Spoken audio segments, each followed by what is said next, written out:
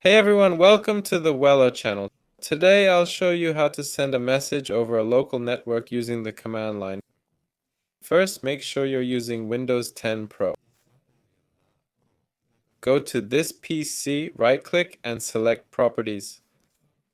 Here you can see it says Pro. Great. Let's continue.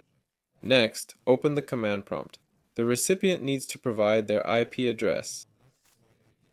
They should type ipconfig, hit enter, and give you the IPv4 address.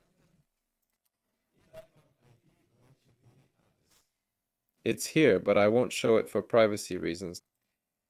Now, to send a message, the sender needs to open the command prompt and type message asterisk space slash server. Enter the recipient's IP address you just got, like this. Then type the message in parentheses.